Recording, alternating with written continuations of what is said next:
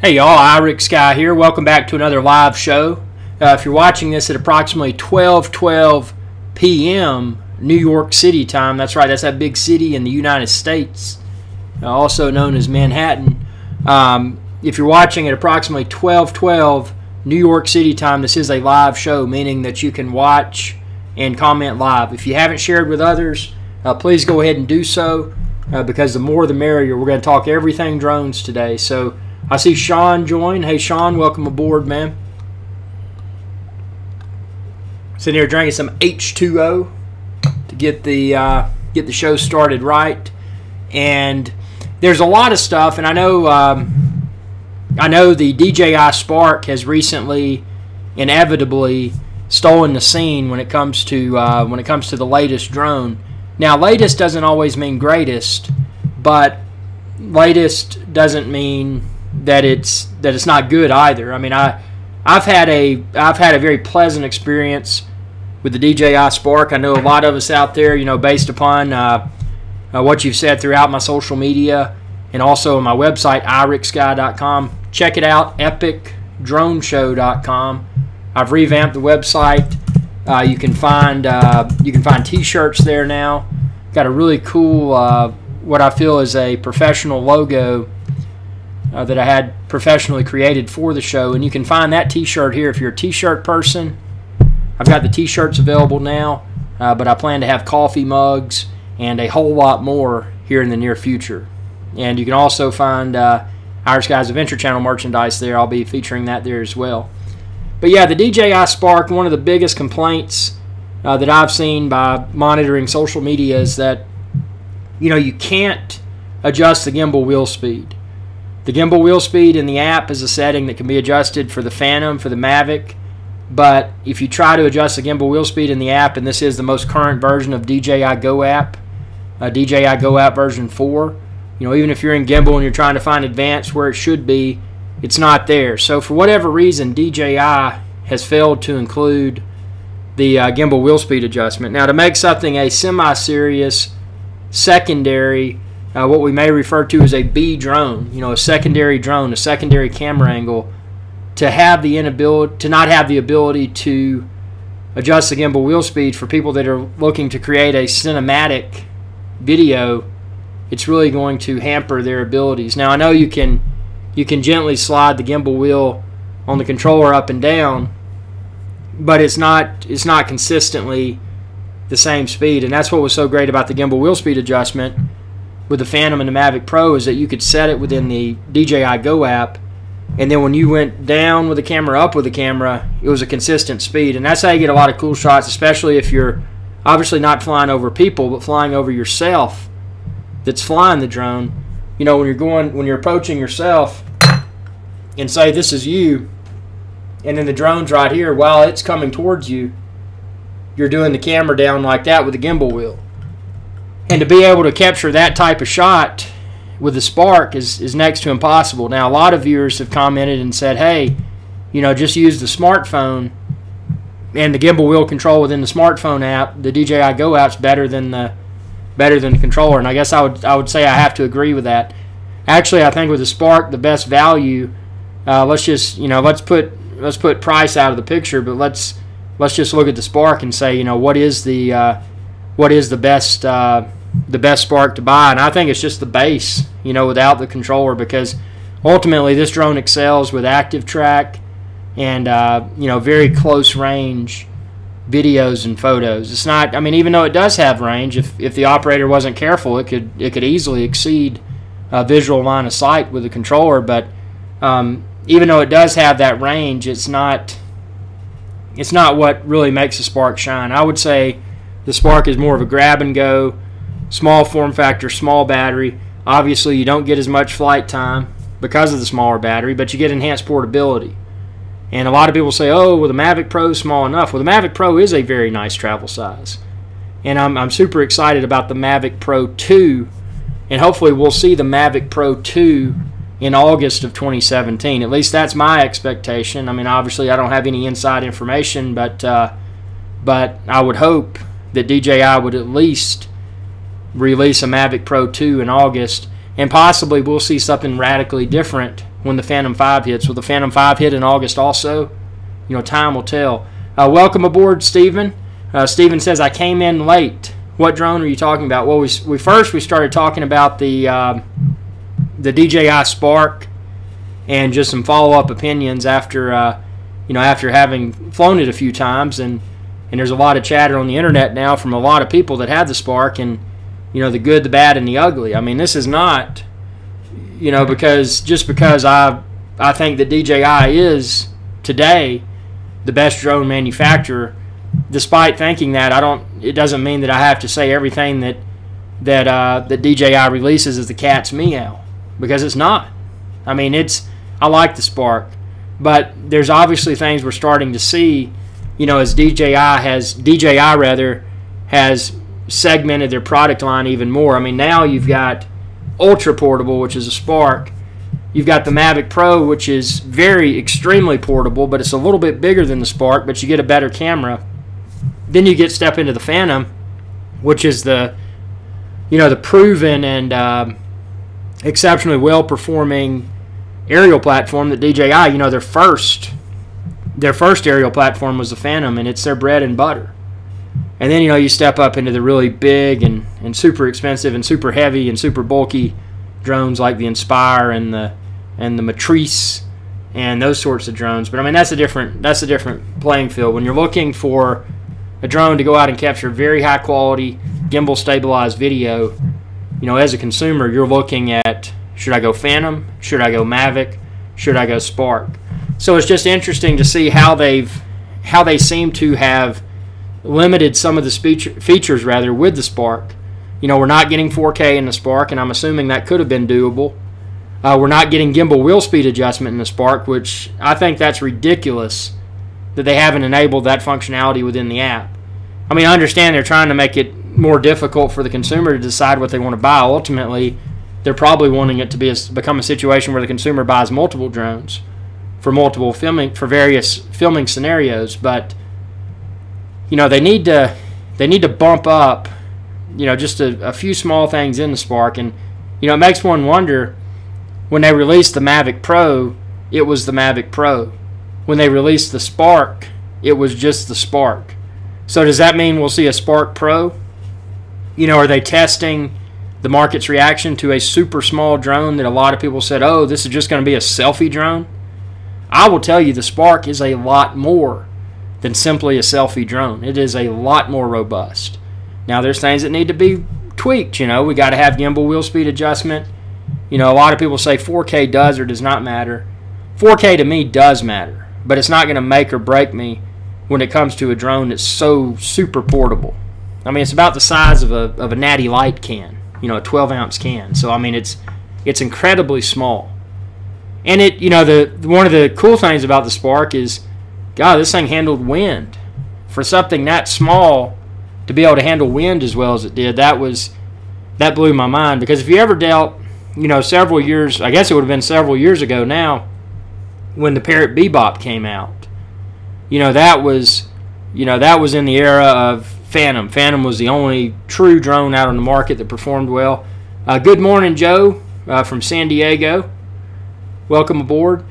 But yeah, that was the what seemed to possibly could have become one of DJI Phantom's first competitors, and that was the Parrot Bebop. But as we know, a lot of us, including myself, gave the Parrot Bebop a shot. We wanted more. At that point in time, we had something small, we had something lightweight. But what we got was something that didn't handle wind well. Talking about the Parrot Bebop. And it did not perform well from a video or photo perspective because the image was software stabilized. And then all of the what am I trying to say? The battery, the way the battery connected to the Bebop was horrendous. It was basically sitting on the top and the back, which was just a horrible placement in my opinion. And then you had like a Velcro strap to put over it. So it was a very crude example of where drones were going to head next. And we started to see that. GoPro wanted to give it a stab. They tried the Karma, and unfortunately they failed epically. And I love GoPro, but they failed severely. with the execution of GoPro Karma.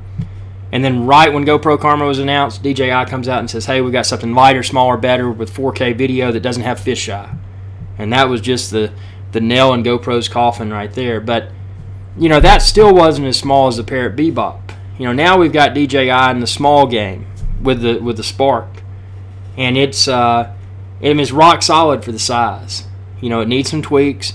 But if you put that Spark in sport mode, and I don't know if you're, you know, if that's what you're interested in, I think sport mode may, at least currently, sport mode for the Spark may only work with the controller.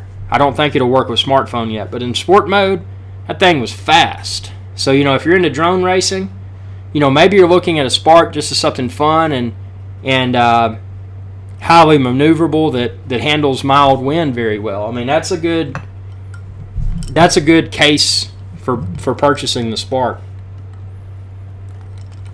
Suntan Hand says, did you see the landing gear for the Spark? Yeah. Actually, let me, while we're all chatting here, let me pull that up. Yeah, that was one of the, and it's great you brought that up, because one of the pain points with the Spark is that unless you're landing on a clean and very flat surface, you know, the landing gear it's pretty much the drone itself. On the battery, it's got some rubberized feet which function as landing gear of sorts, and then the other landing gear towards the front. But it's not something that you would want to land on an uneven and dirty or wet surface. I mean, it's a very fragile device. And let me see. I'm trying to find that link for y'all here. While I do that, Kevin says, just wondering if you all knew that my friend IrixGuy is committed to buying the Phantom 4 Pro Plus. Well, that's funny. And I'm glad you brought up the Phantom 4 Pro Plus, because it is, the Phantom 4 Pro is great, and for everybody that's not familiar, the Phantom 4 Pro Plus adds an integrated screen, so you don't have to bring your own iPad or iPhone or iPod. It's got an integrated screen, but it's a very bright, easy to read screen. So it's you know, it's super cool to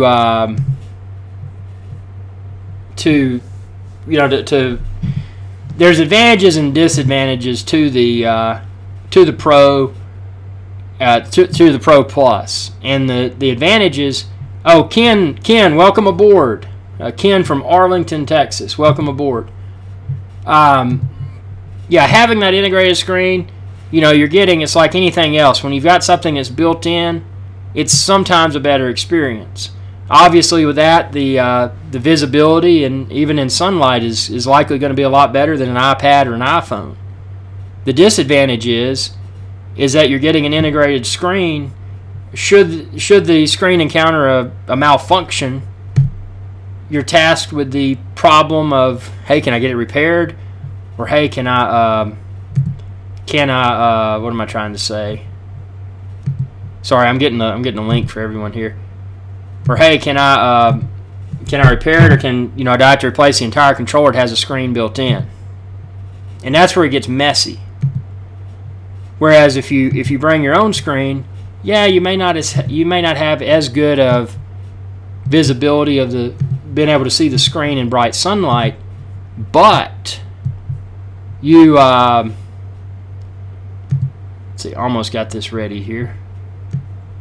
But you do have, sorry, and I'm going to put this on the website too here in a second, but I just wanted to toss this link out to all the Spark people there. So this is kind of cool, talking about the landing gear problem with the Spark. There's a solution right there. And I'll post it on my website too, epicdroneshow.com. John G says, hello from Portland, Maine. Portland, Maine. That's cool. Yeah, we got a... Actually, he left. Oh, he's back there in the back. We got a Maine Coon cat. Let me get him. Oh. Enormous. Enormous mangoon. Oh, ow, ow. Oh. Claws. Out. Oh.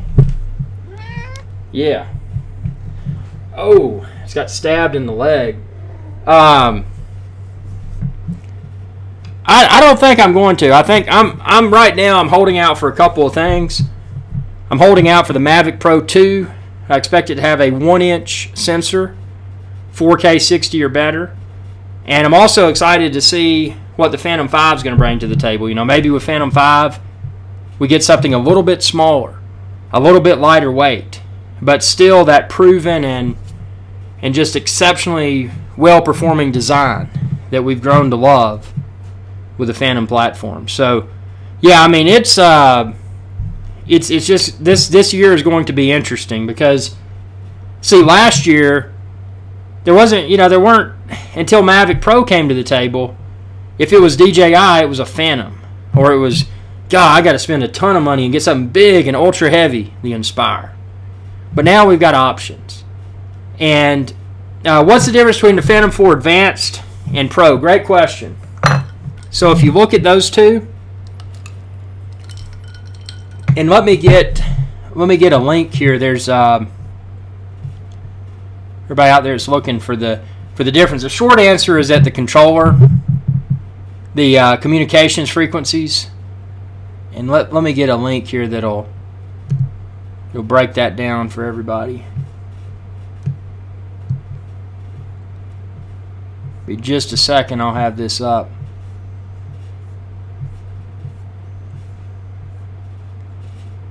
Yeah, it's kind of been a confusing thing. Is you know, what's the difference between the Phantom 4 Advanced and the Phantom 4 Pro? Let me get this up. This makes it really easy to visualize. Well, be just a second. Okay, here we go.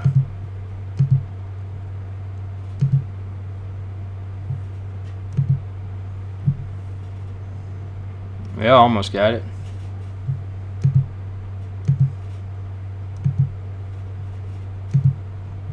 Okay, about to get this link. And this is the side-by-side comparison of Phantom 4 Pro and Phantom 4 Advanced. So obviously those are the two latest Phantom models. Get this here.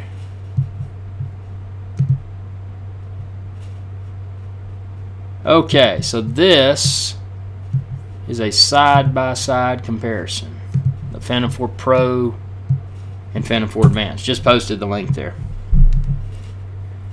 Joe says, I'm holding out on buying my next DJI drone until they have one with true 360-degree obstacle avoidance. That's a good point. They've got front, they got rear, they got sideways. You know, but they don't really have, they don't have a true 360 degree, which is kind of, that'd be kind of neat.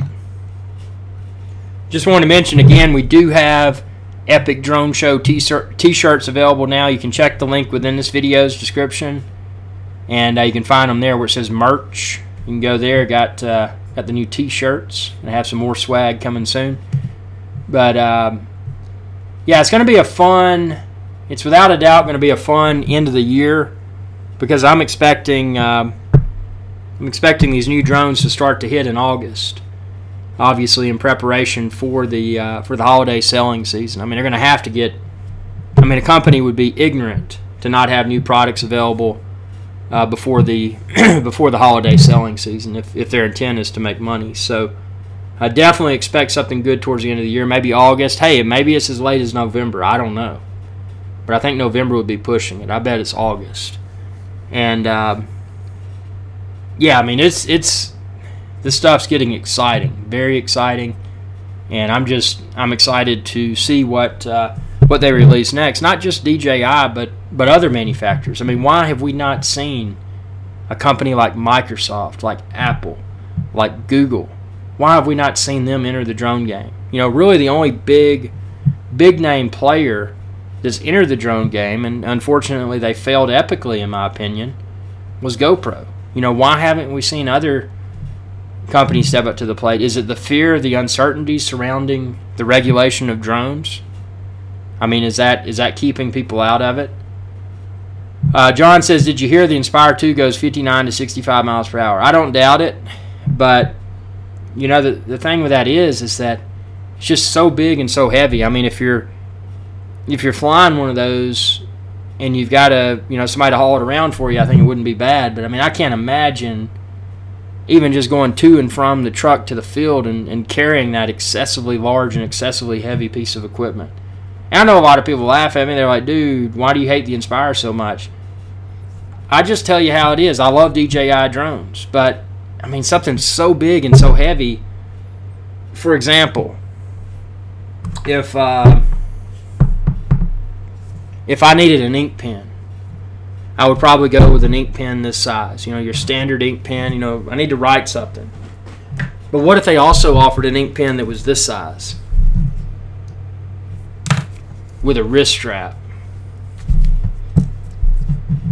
That's what I think about it. I mean, why?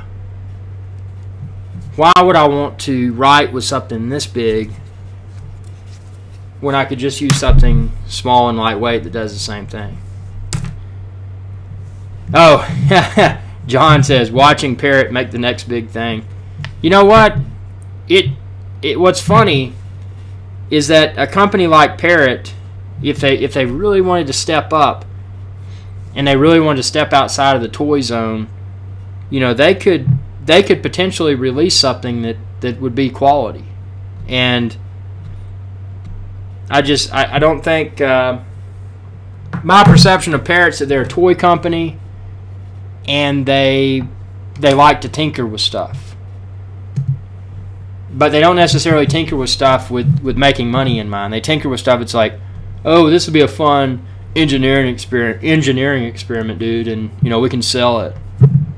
Well, think about if they took that time, that money, and that energy, that creative energy, and really put something on their workbench and tweaked it and said, hey, we're gonna make DJI suffer. We're gonna come out with something that displaces DJI, and nobody's done it yet. That's the disheartening part. I mean, nobody has done it yet. I mean, it's just been. I don't know. Why has nobody taken on DJI in a serious way?